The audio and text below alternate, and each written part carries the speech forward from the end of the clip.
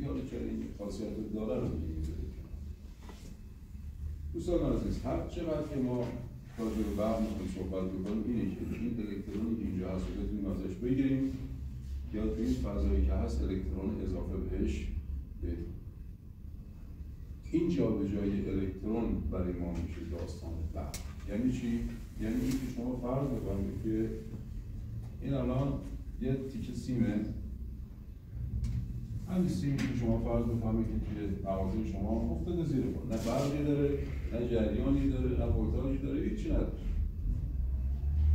فرض بفهمید همین مطلبی که من شما عرض کردم چند تا اتم رو من پشت سر هم، این یه تیکه سیمی که افتاده زیر پای شما میلیون ها و میلیاردها اتم فرض کنید فلز مس هست. هر کدوم از این اتم ها مثل همین.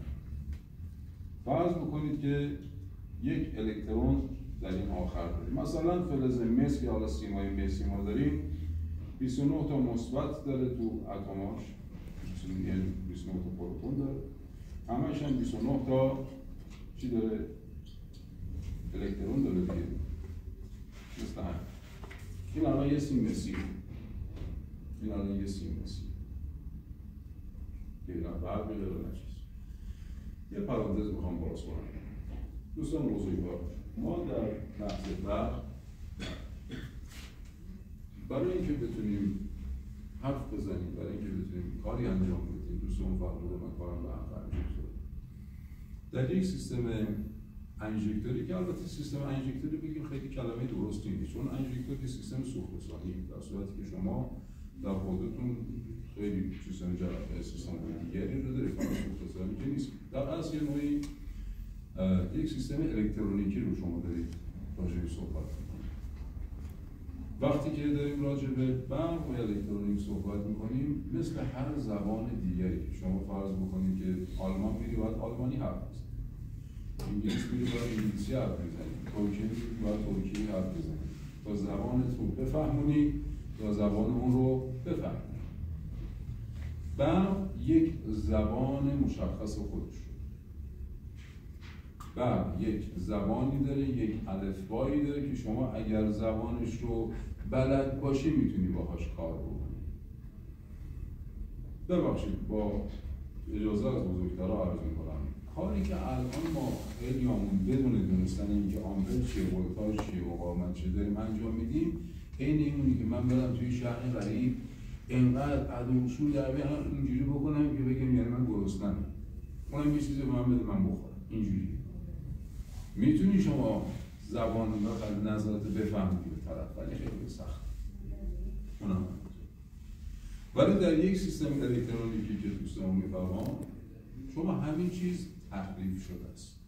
یعنی چی تحریف شده؟ میگه آقا الان موتور داره داغ میکنه، موتور داره آمپر داره میره بالا، موتور داره گرم میکنه، داره جوش میاره، تو رو خدا فن بزن کار کن.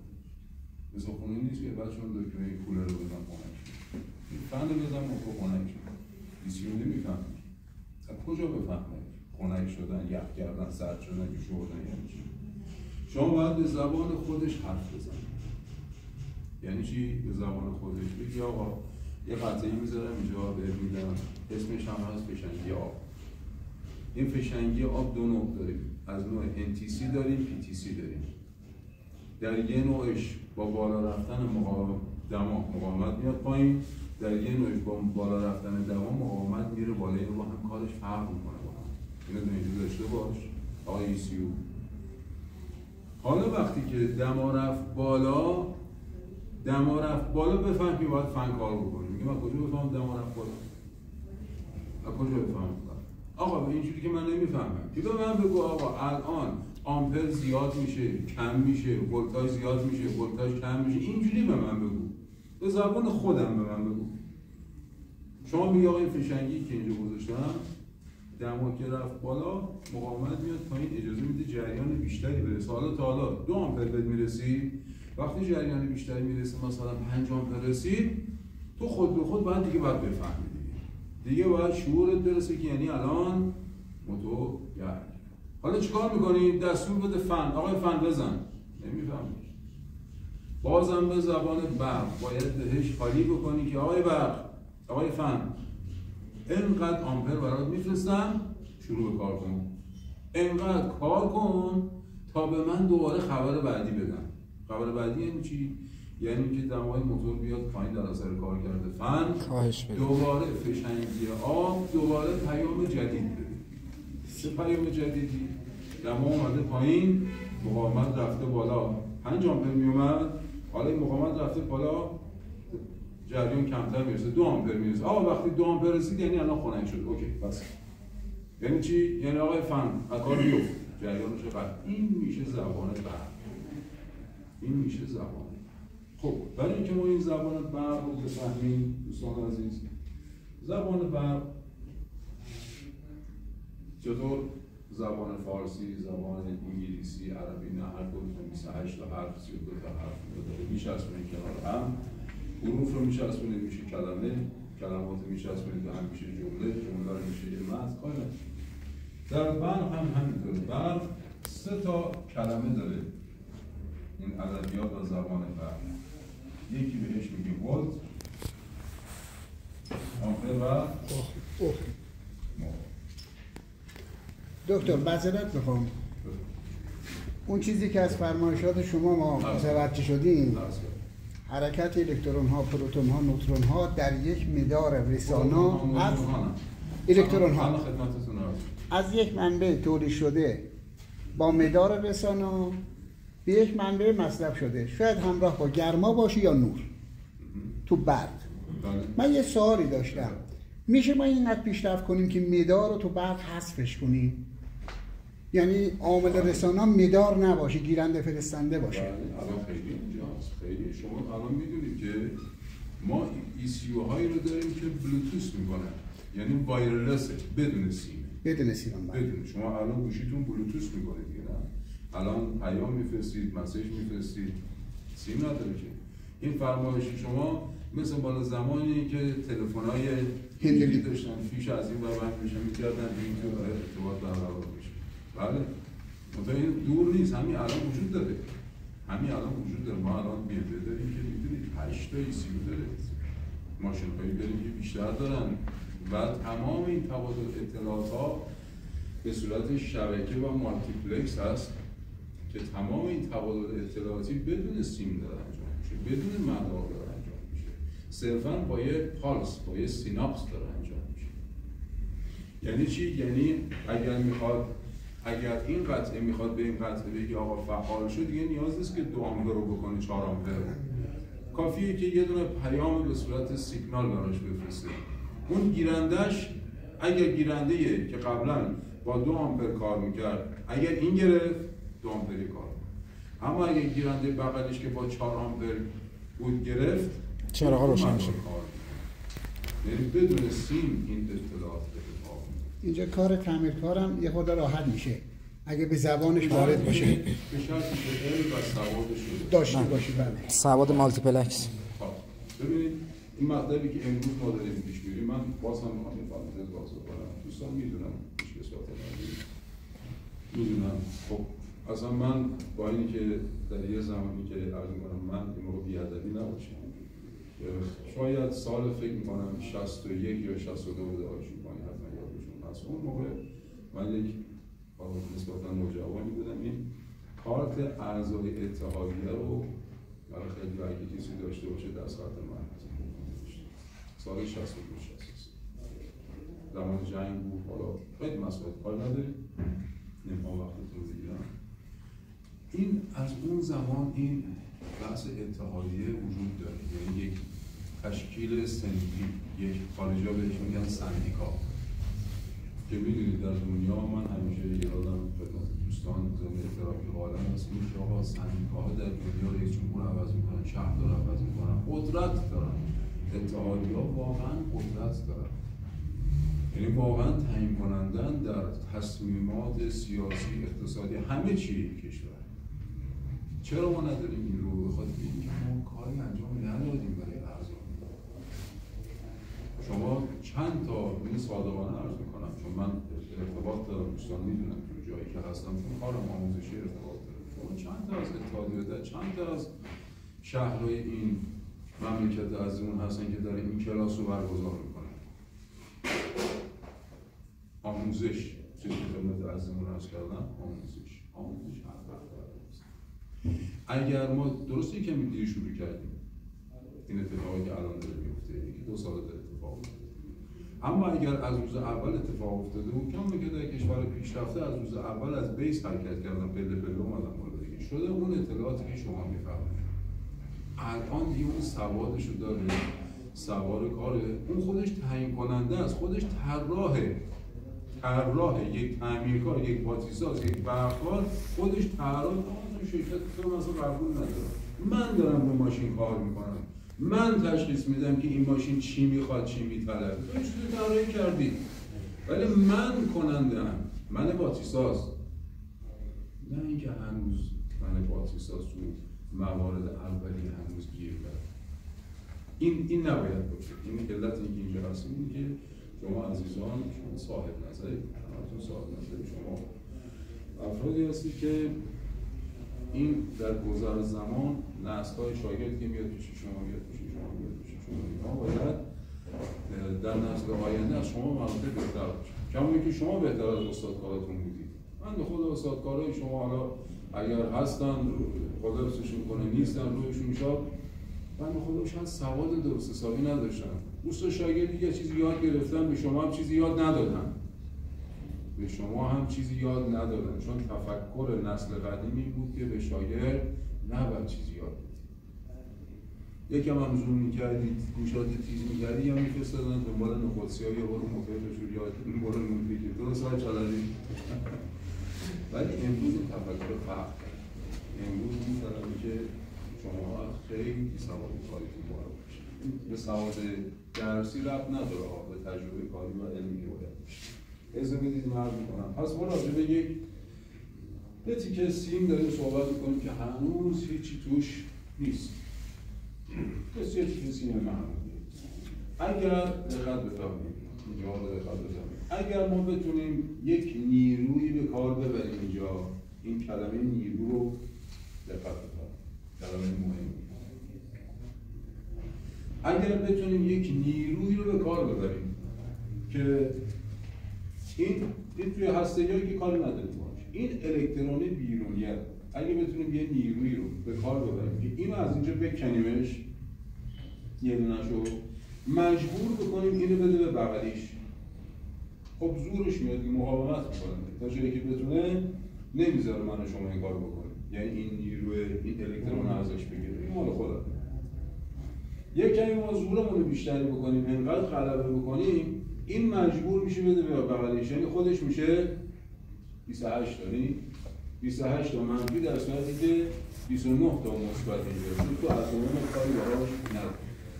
این الان میشه 30 تا، اینم نمیخواد زیر بار بره، اینم میده به بغلیش که خودش 29 تا بمونه. اینم باز همینطور، اینم میده به بغلیش دیگه نداره که بده، نه فعلا این میشه 30 تا منفی. درست شد؟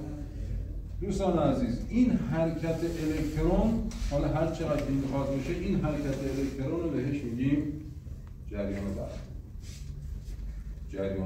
پس وقتی که میگیم برق یعنی الکترون درست نمیبینیم، الکترون هایی که داره میاد به این لامپ میرسه، در این لامپ روشن. جریان برق یعنی حرکت الکترون.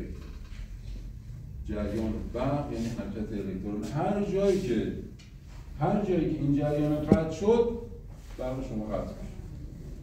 اگر این جریان برقرار شد، برق وصل میشه. به همین خاطر شما در سیم کشی چرا دنبال قطعی برق می‌گردید؟ به خاطر اینکه این حرکت الکترون ها نمیرسه به مقصد. این الکترون به برق‌کن نمیرسه، به لام نمیرسه، به مقصد نمیرسه که به داخلش بکنه. پس اولین تعریفی که اینجا خدمت شما میخوام عرض بکنم، برق یعنی حرکت الکترون. خب یک کلمه دیگه اینجا استفاده بکنیم. این کلمه نیرو خیلی مورد بحث ماست. همین یک کلمه. چرا؟ چون هر کاری کردیم با این کلمه کردیم. یعنی با این نیروی تونستیم این الکترون رو تکونش بدیم. این نیرو از کجا به وجود میاد؟ من 3 تا راه میبینم دارش. این نیرو از کجا میاد؟ کی میدونه؟ طبیعی میشه، مولد میشه. مولد یعنی چی؟ ژنراتور. آفرین. ایشون میگه که یکی از روش هایی که این نیروها رو به وجود میاره، الکترون رو مجبور میکنه حرکت بکنه، یکی از روشاش فعالیت شیمیاییه. مثل چی؟ باتری. مغناطیسی هم میشه استاد. بله. یکی از روش ها باتریه. میگه آقا در باتری یک اتفاق شیمیایی میفته. تو باتری شما صلب هست، تو باتری شما اسید سولفوریک هست. یک اتفاق شیمیایی میفته که راجع به صحبت میکنیم فردا، چهارشنبه روز، که این مجبور ماحصل این اتفاق شیمیایی اینه که یه نیروی ایجاد میکنه، این الکترون راه میفته. میگه نه خیلی ساده است، یه باتری داریم یه طرف مثبت میشه یه طرفش منفی. چرا؟ اینجا پر از منفی، اینجا پر از مثبت. یه سیم معمولی که وقتی شما میذارید بوم جرقه میزنید، چی میشه؟ این الکترون ها حرکت میکنه میاد به سمت این مثبت. چرا؟ دقت بفرمایید. چون تمام مدت این دنبال الکترونی که ازش گرفتی میگرده که دوباره بشه 29 تا، اینم تمام مدت دنبال الکترون اضافه‌ای که شر انداختی گردنش میگرده که شر از خودش رد بکنه نیست که دوباره بشه 29 تا. و همین خاطر این ور در اصل میشه مثبت باتری شما، یا قاعدتا ما بهش میگیم فاز، این ور میشه منفی باتری شما، ما بهش میگیم نول. چرا؟ چون تعداد منفی ها از مثبت ها بیشتره، این ور میشه منفی. چون اینجا تعداد منفی یا به عبارتی مثبت ها از منفی ها بیشتره، این سرش میشه مثبت ها. حالا اجازه بدید ما همین ادامه بدیم. یه لحظه دقت بکنید چیزی ننویسید. شما فرض کنید این سیم رو من ادامه بدم، میاد تو جعبه فیوز شما، اینجا میاد تو یک مصرف کننده مثل یک لامپ.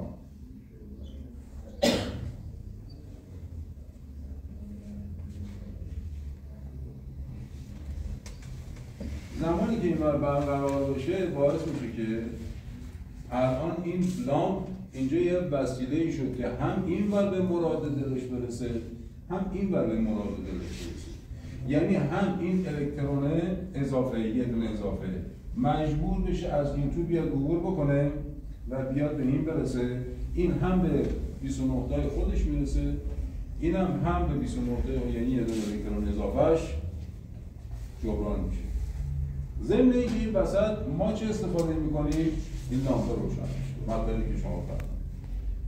چون الکترون از تو این مسیر عبور میکنه، از تو این فیلمنت یا این فنر به قول معروف این لامپ عبور میکنه، باعث میشه که لامپ برای شما روشن میشه. یعنی در اصل ما داریم سوء استفاده میکنیم از طبیعت، از قوانین فیزیک. به همین خاطر یه جمله میخوام بگم، یه کمی به همتون میرسه، معذرت میخوام. یه جمله میخوام عرض بکنم که یه کمی اطلاعات و تجربیات چندین ساله شما یک کم به هم میرسه، معذرت میخوام. چرا؟ چون همه ما فکر میکنیم که فازه که برق رو هست میکنه، در صورتی که همیشه حرکت الکترون از منفی به مثبته، نه از مثبت به منفی. همیشه حرکت برق از منفی به مثبته، نه مثبت به منفی. اینو چون میدونم که همه این تفکر رو داریم که آقا فازه که وصل میکنی برق وصل میشه. نه، فاز یعنی اینجوری که عمود الکترون داره. درسته که فاز رو وصل میکنی جریان برقرار میشه. چرا؟ نه به خاطر اینکه الکترون رو به جریان میندازه. الکترونی که اونجا الان اضافه آمده است رو به خودش میگیره و باعث میشه که این جریان برقرار بشه. پس قانون فیزیک میگه که همیشه حرکت الکترون از منفی به مثبت. به همین خاطر دوستانی که کار باتری انجام میدید، به همین خاطری که ما منفی باتری رو میدیم به شاسی و بدن این ماشین که شما همه جای ماشین الان منفی یا الکترون اضافه، وقتی میگیم منفی یعنی الکترون اضافه، الکترون اضافه آماده به خدمت داشته باشید. هر لامپی، هر مصرف کننده میخوای همونجا منفیشو میزنید به بدنه، کافیه که شما یه سیم از مثبت ارسال بکنه و اجازه بدین جریان، اون موقع است که این دستگاه برای شما کار. سابقا خاطر ما اصلا تو ماشین سنگین داشتیم که آمریکا اونطوری بودن مثبت رو اصلا مثبت رو میدادن در ماشین‌های قدیمی. ماشین‌های آمریکا کلاً همش همین. بله مثبت رو الان نه قدیمی اینجوری الان مثبت رو میدادن به بدن این ماشین. بعد دیدن این مناسب نیست. چرا مناسب نیست؟ کی یادشه؟ کی میتونه؟ این خیلی پیشرفت کرده برای اینکه همه کشورها دنیا دارن برعکس کار میکنن. یه دونه فقط نه دیگه استاد تو اتصال کوتاه فیوزتون مسیر منفی بزنه زودتر عمل میکنه، زودتر قطع میکنه. اصلا مسیر منفی نداریم، شما یه جریان دارید دیگه. نه مثلا فیوز به صورت سری در مدار قرار میگیره. تو کدوم زودتر قطع میکنه تو اتصال کوتاه؟ اصلا در اتصال کوتاه منفی بهتره. بله الان من خدمت شما از پاسخ عزیزمون رو بگم. ببینید نه فرمایش شما رو من در یه جای دیگه ازش استفاده میکنم. یک مثلا انگلیسی‌ها و روسی‌ها بیشتر ماشیناشون اینا ببخشید خودشون رو دوست می‌کردن. یعنی همیشه دوست داشتن میگم ما متفاوتیم از همه دنیا. اکثر پیچاشون چپگرد بود، چه می‌دونم وسیله‌هاشون یه شکل دیگه بود، اتصالشون می‌خواستم بگم ما متفاوتیم که بعد دیدم نه آقا یه چیزی یک کلمه‌ای به وجود اومد در تایید فرمایش جناب چلوی به نام گلوبال ویلیج به قول خارجی، یعنی دهکده جهانی. گفتن آقا وقتی دهکده جهانی آقا تو باید بشینی تولید بکنی به درد همه بخوره. یعنی چی آقا انگلیس ماشین تولید میکنه فرمانش اینوری خب نمیشه استفاده بکنی. مجبور شد که یا همه رو برعکس که یا این ماشینی درست کرد که هم راست میشد فرمانش بذاری هم چپ. اگه موقع کشوری خاص بودیم نمیشه بچه. ولی در مورد برق جناب چلوی زمانی متوجه شدن که این کار مناسب نیست به خاطر اینکه این زمینی که من و شما روش ایستادیم هم سرشار از الکترون، زمین بار منفی داره. شما زمانی که بار مثبت باتریتون رو اتصال مثبت باتریتون رو وصل می‌کنید به شاسی و بدنه، این بدنه به هر نوعی که به زمین اتصال پیدا بکنه میتونه انتقال جریان داشته. انگار شما دو تا باتری می‌زنید به هم. آقا این ماشین این زمینه چه ربطی به هم داره؟ چرا ربط؟ بعد دیگه اومدن چیکار کردن؟ منفی رو دادن به شاسی و بدنه و در سوال پاسخشون به همین خاطره که استاندارد اتصالات باتری میگه که شما هر نوع تعمیراتی که میخواید انجام بدید اول باید سرباتری منفیتون رو قطع بکنید بعد مثبتتون. و موقعی که میخواید برعکس سرباتری رو بذاری اول مثبت رو بذار بعد منفی رو بذار. اینجا پاسخ شماست. یعنی اینقدر وجود جریان منفی و الکترون تاثیرگذار هست. شما وقتی که سرباتری منفی رو قطع کردید بعضی وقتا دوستان شاید جلو دقت نکنن. اولا قدیمیای ما بزرگتر ما میگفتن که همیشه یکی از سرباتری‌ها رو نه اینکه شل بذارید، یه جوری بذارید که خیلی راحت بشه برش داد. که اگه ما خدا نکرده آتش سوزی اتفاق میفته مشکلی هست میاد واسه الان که دیگه گیره‌ای شده. ولی بعضی‌ها اگر تک گیره هست میان این گیره رو برای مثبته میذارن. نه، گیره رو اگه میخواید بذارید برای منفی بذارید. چرا؟ چون شما منفی رو بتونید سریع قطعش بکنید. وقتی که سرباتری منفی رو اول قطع می‌کنید یعنی ماشین رو از الکترون فلج می‌کنید. تمام شاسی و بدنت رو از الکترون فلج می‌کنید. دیگه شما خیالت راحتی که هیچ اتصالی نیست. خب این در ارتباط با اینکه جریان برق چی هست و از کجا این نیرو تأمین میشه. یکی از منابع این نیرو فعالیت شیمیایی که در باتری باهاش راجعش صحبت خواهیم کرد. یکی از منابع این نیرو فعالیت الکترومغناطیسی هست که در ژنراتورها، توربین‌ها، از حضور شما که مولدها، دینام‌ها، در اینها شما از طریق فعالیت الکترومغناطیسی مثل همین دینام‌های خودتون راجعش صحبت کنید مجبور میکنه که الکترون راه بیفته. وقتی الکترون راه بیفته یعنی چی؟ یعنی برق. پس این شد این نیروه، کلمه نیروه فعلا دو تا. تشابه حرکتی هم هست دکتر بین مغناطیسی و جریان برق. تشابه حرکتی هم هست، اونم از مثبت به منفی، از منفی به مثبت آهن رباییش. این هم باید منفی مثبت باشه. این الان عرض میکنم خدمت شما. یه منبع دیگه هست که ما بهش میگیم انرژی خورشیدی. یکی دیگه از منابعی که این نیرو رو میتونه ایجاد بکنه که این الکترون رو راه بندازه که همین فوتوسل هایی که در این پنل های خورشیدی وجود داره در دنیا خیلی داره روش کار میشه. همین عربستان میدونی که فیلد ها و مزارع بسیار بزرگی داره که خیلی با قدرت دیگه اصلا راجع به نفتش حرف نمیزنه، میگه آقا چند سال دیگه بعد خود خاورمیانه رو من تامین میکنم. و همین آفتابی که داره میزنه، همین آفتاب ما هم داریم از اینجا تا بندر عباس. به طور متوسط 10 ساعت مفید آفتابی داریم در این مملکت که داره فقط آب رو تبخیر میکنه، انرژیشو داریم از دست میدیم و عقلمون نمیریزه که از انرژیش استفاده میکنه. حالا نمیخوام وارد بحثش بشیم، ولی در هر صورت یکی از منابعی که در دنیا خیلی تو صنایع خودرو داره روش بحث میشه که مخصوصا خودروها چون داره میره به سمت خودروهای برقی. آینده خودروسازی دنیا خودروهای برقی دیگه، این اجتناب ناپذیر دیگه الان یه سلیقه‌ای نیست، یه اجبار. و همین خاطر این یک انرژی مجانی مفت تجدیدپذیری وجود داره که ما میتونیم ازش استفاده بکنیم، ولی فعلا ازش غافل. هنوز خیلی ببخشید این کلمه رو به کار میبرم، هنوز شعورمون به این اندازه نرسید. بدون آلاینده هم حساسه. جا؟ آلایندگی هم نداره. اصلا انرژی پاک تجدیدپذیری که اصلا حالا فعلا راجع به در اصل این دو تا منبع رو الان ما داریم باهاش سرکله می‌زنیم توی خودروها. و مطلب شما رو پاسخ کاملتون رو اجازه بدید توی دینام خدمتتون عرض می‌کنم، چون جزء قوانین فیزیک هست و میگه که اگر یک آهنربا دارید N و S، این N و S یه سری خطوط مغناطیسی وجود داره که این یک جهت دارن اینها از N و PS مثلا با حرکتی که می‌بینید و میگه که اگر سیم این خطوط رو قطع بکنه باعث میشه که حرکت الکترون ها به این شکل در میاد. پس چون حرکت الکترون از منفی به مثبت است، این ور سیم میشه منفی، این ور سیم میشه مثبت. که از این قوانین استفاده کنید و راجعش صحبت خواهیم کرد. پس تا اینجا یک کلمه فعلا موقتی یاد گرفتیم به نام نیرویی که الکترون رو به حرکت داره. نیرویی که الکترون این نیروی باعث شد الکترون را بیفته. نیرویی که الکترون رو به حرکت در میاره بهش میگیم ولتاژ. تعریف ولتاژ نیرویی که الکترون رو حرکت داره. به همین خاطر نیروی یا زوری که این الکترون رو به حرکت در میاره اگر 220 باشه بخش شهریه، ولی برای ماشین‌های ما 12 تا کافیه.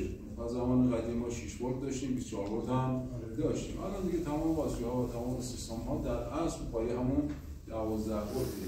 در ولت یا ولتاژ، چرا میگیم ولت؟ به خاطر اینکه واحد شمارش این نیرو، پس ولت اگه بخوایم تعریف بکنیم، نیرویی که الکترون را به حرکت در می‌آورد، واحد شمارشش ولته. اگه میخوام بگیم آقا از اینجا تا اونجا چقدره، از یک واحدی استفاده میکنیم، مثلا واحد طول، مثلا میگیم یا متر یا اینچه، میگیم از اینجا تا اونجا مثلا 4 متر.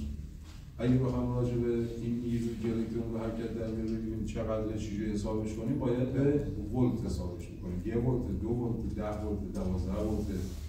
ولی مهم اینه که ولتاژ یعنی نیرو. و همین خاطر که اگر باتری شما میخوابه، باتری شما ضعیف میشه، دیگه آقا زورش نمیرسه این الکترون رو راه بندازه. باتری شما خوابیده دیگه، تا حالا 12 ولت داشت، الان دیگه ضعیف شده، دیگه این نیروش کم شده، زورش کم شده مثلا 5 ولت. با 5 ولت زورش نمیرسه که الکترون رو راه بندازه، بیاد از توی لامپ عبور بکنه. یا اگر زمانی که شما میخواید جوشکاری بکنید، این ولتاژ رو بالا میبرید، انقدر بالا میبرید، انقدر این بالا میره که اصلا شما نیاز نیست الکترود حتما بچسبونید، نزدیک هم بکنید قوس الکتریکی رو، انقدر قدرت داره. چی داره؟ قدرت، نیرو. پس زمانی که راجع به ولتاژ صحبت میکنیم یادتون باشه دیگه از اون کسی از اون پرسید فرق ولتاژ و آمپر یعنی چی؟ دیگه نگیم خب ولتاژ هم آمپره دیگه، آمپر هم ولتاژ نه، خیلی با هم فرق. ولتاژ نیرویی که الکترون رو راه میندازه. این نیرو باید انقدری باشه که الکترون رو قوی راه بندازه. چرا؟ چون ما این لامپ رو، اون استارت و اون برق‌کن رو بر این اساس ما ساختمانش رو طراحی کردیم. این آرمیچر این برق‌کن زمانی که زور 12 ولت بهش رسید از طریق زغال‌ها شروع به حرکت بکنه. اگر زورش کم باشه این آرمیچرش حرکت نمی‌کنه. آرومه شل میشه. استارت میزنید شما جون میکنه. دام میکنه کلا همه توش دام. ضعیف باشه کلا دام میکنه. بالش در که استارت میشه. پس ولتاژ رو یاد گرفتیم. نیرویی که الکترون به حرکت در میاره و اگر جایی در این حالا چون همه ممکنه سرچ بکنید به ولتاژ گاهی اوقات اختلاف بار الکتریکی هم میگن، اختلاف سطح الکتریکی هم میگن، اختلاف فشار الکتریکی هم میگن، اختلاف پتانسیل الکتریکی هم میگن. چرا؟ به خاطر اینکه آقا این سیمی که الان شما دارید میبینید دو طرفش تا حالا بود بیرابیر 29 تا 29 تا. ما این نیرویی که با کار بردیم اینو به همین زدیم، یه طرف سبکتر شد یه طرف سنگین‌تر شد. این اختلاف سطح پیدا کرد، اختلاف بار پیدا کرد. ما اگه جایی دیدید این واژه رو به خاطر این بهش گفته میشه. خب نکته دیگری که این ولت داره این که با ابزاری اندازه‌گیری میشه به نام ولتمتر یا ولت سنج. ولتمتر یا ولت سنج که این ولتمتر یا ولت سنج همیشه در مدار چجوری قرار میگیره؟ سری یا موازی؟ مهم. این تو کاربردی شما خیلی مهمه. اگر این رو بدونید دیگه شاید اصلا نیاز نباشه که وقتی میخوای شما ولتاژ باتری رو بگیری حتما بیای سر باتری رو بگیری. میتونید تای ماشین هر جایی که بود یه جا مثبت جا از برق مثبت دیگه یکی از بدنه بگیری. باید همون ولتاژی که تو باتری بود الان تو باتری هست الان باید به شما بده. چجوری واسه میشه سری یا موازی؟ موازی که دور میشه، درسته؟ دور میشه یعنی دور چی میشه؟ دور. نه دور میشه، نه دو برابر نمیشه؟ نه. یادمون باشه که همیشه ولتمتر به صورت موازی در مدار قرار. یه موقع مثلا شما سرباسی ها شما یادتون بیاد ولی ما اینجوری نبود باسی‌ها گاهی اوقات استفاده میشد این کنتاکاش گم میشد معلوم نبود کدوم مثبت کدوم سرب میریخته. الان این موقعی گم کردید با یه ولتمتر خیلی راحت شما میتونید پیدا بکنید. موازی کی میتونه موازی با سری رو تعریف کنه؟ اتصال موازی یعنی چی؟ سری یعنی چی؟ ببینید سری و موازی دوستان هستن چون جمع خودمونی عرض میکنم. برای یک برق‌کار مثل یه آدمی که میخواد غذا بخوره باید قاشق چنگال بلد باشه دست بگیره. یعنی اگر یه نفری که میخواد غذا بخوره بلد نباشه قاشق چنگال دست بگیره یعنی چی؟ مثلا مفهوم نداره. اتصال سری و موازی برای هر برق‌کاری چه صنعتی چه ساختمان چه خودرو هر چیزی سری و موازی الفباست. چرا؟ چون یک ابزار اتصال اینکه شما چطور شما الان از ابزار مناسب استفاده می‌کنید؟